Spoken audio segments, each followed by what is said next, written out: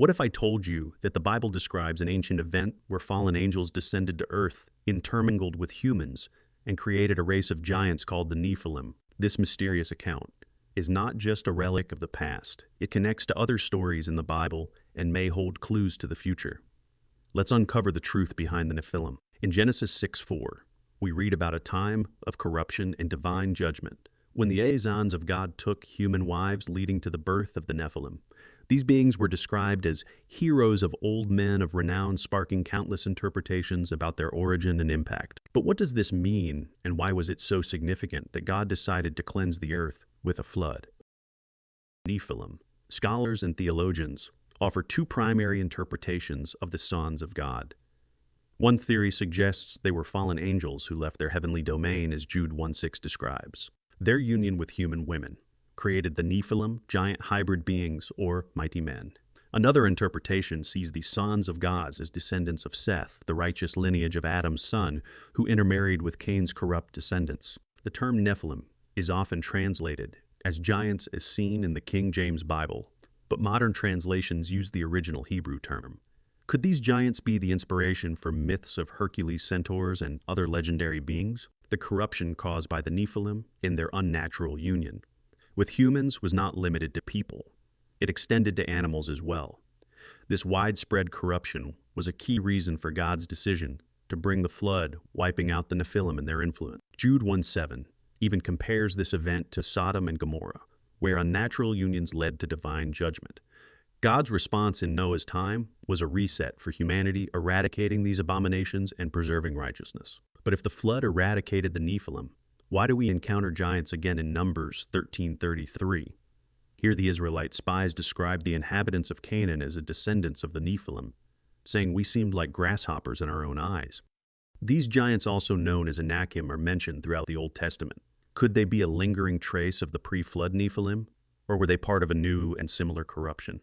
Deuteronomy 2 and 1 Samuel 17, which recounts David's battle with Goliath, highlight how these giants gradually disappeared, likely extinguished through God's judgment and Israel's conquests.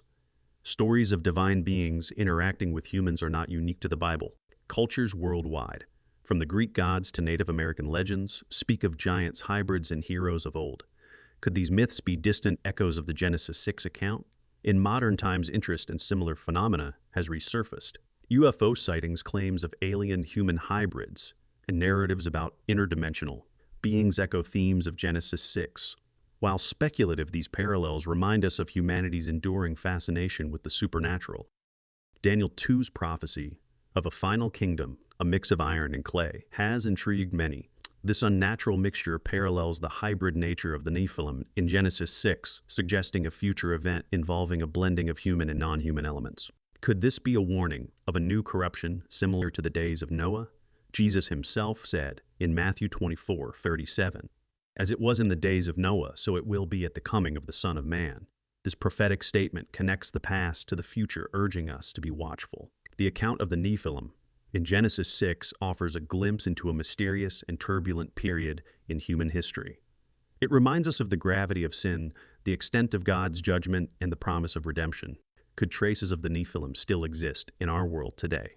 While no definitive proof has been found, there are intriguing pieces of evidence that spark curiosity.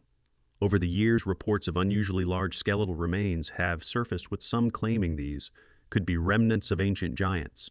However, mainstream archaeology often dismisses these findings, labeling them as misidentified fossils or hoaxes. Another area of interest is modern UFO and alien encounters. Some researchers theorize that what we call extraterrestrials could be spiritual entities akin to the fallen angels described in Genesis 6. Their reported interactions with humans and experiments raise eerie parallels to the unnatural unions of the sons of God and the daughters of men. Even cultural narratives of extraordinary strength or stature, like tales of giants in isolated regions, continue to circulate. These legends, while unverified, align with the idea that the legacy of the Nephilim might linger in hidden pockets of the world, or through unexplained phenomena. Could the spiritual legacy of Genesis 6 have echoes in modern conflicts? The land of Canaan, where the Nephilim were once said to roam, is now a region marked by tension and unrest, and you know where these places are today. The Bible often describes wars and conflicts as not merely physical, but also spiritual in nature. Ephesians 6:12 reminds us, "We wrestle not against flesh and blood, but against principalities, against powers, against the rulers of the darkness of this world." While much about the Nephilim remains unclear, one truth is evidence. God's plan for humanity is one of restoration and hope even amid corruption.